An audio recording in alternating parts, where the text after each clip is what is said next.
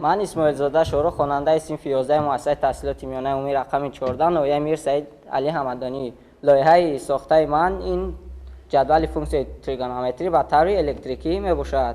اسباب ما از لامپ‌های کم مصرف، قلم الکتریکی، تگمچه‌ها عبارت میباشد. ما این اسباب را همچون اسباب عیانی از صنف‌های 8 تا 11 در درس‌های فیزیک و الگبرا میتوانیم استفاده بریم. طرز کار اسباب ما چنین است. وقتی که ما تو کلید قلم الکتریکی را در بالای تگمه گذاشتیم، جواب اتوماتیک در بالا روشن می شود. مثال میگیریم کنجی سینوسی 135 گرادوس برابر است بر ریشه 2 تقسیم 2. میگیریم تانگنس 30 گرادوس برابر است بر ریشه 3 تقسیم 3. میتوانیم در درس استفاده بریم. اسباب ما میتواند هم با قوه جریان، هم با بلوکی باتری و هم اکومولاتورها کار نماید. در آینده نقشه داریم که جدول خود را تا حاضر تا 180 گرادوس است تا 360 گرادوس رسونیم. اصلا اگه برای همین جدول دونیستن هم 5 قیمت بدونی بسه وقت. اگر میفهمی خیلی اونا میفهمی. برای تمام این فونکسیون دونیستن 5 قیمت بسنده است.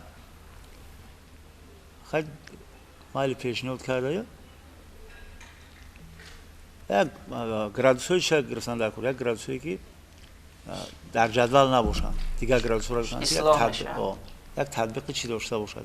شاید در آینده برای همین جدول دونیستن هم اگه 5 قیمت بسنده که همین جدول تا 2 پیره از یاد بدونیم.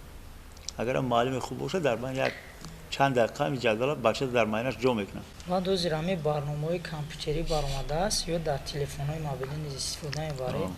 اکثریت همین فرمول و جدول‌های تریگونومتری عددهای متماتیکی را با طور اتوماتیک در یک لحظه کوچکترین برآورده می‌شود. در حالتی که مثال ما غیر متخصص خیمیک هستم استفاده بردن لازم است.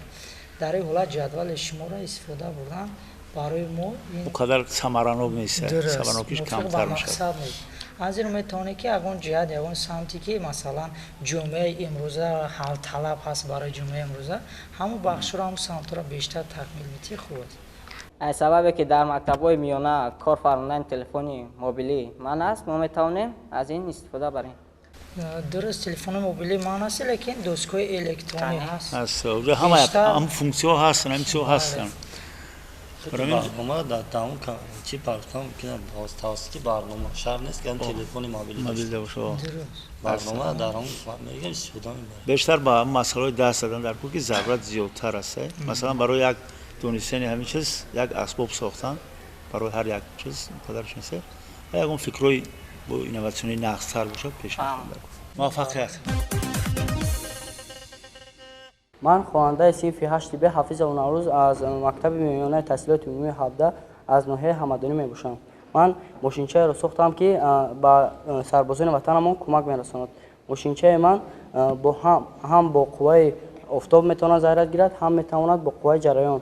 وقتی که تگمچه دارد که وقتی که او را با بالا پخش نمودیم او میتواند با قوه جریان ضرورت گیرد. اما وقتی که تگمه را با سیم پایین پخش نمودیم میتواند با قوه آفتاب ضرورت گیرد.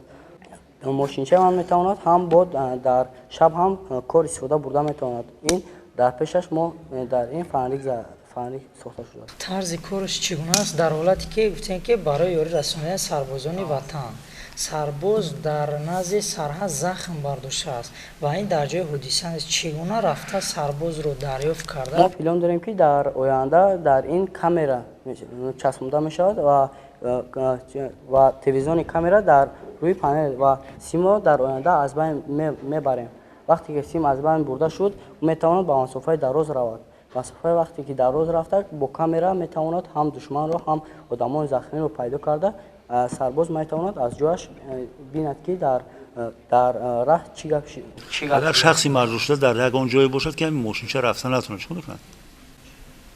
مثلا اصلا همین سربازا در سرحدها هستن در کوهستان‌ها هستن در جایی هستن که همین استفاده بردن نمیشه. غیر امکان از وسیله رفتن با میشد که این رو با طرز درون ساخته شد میشد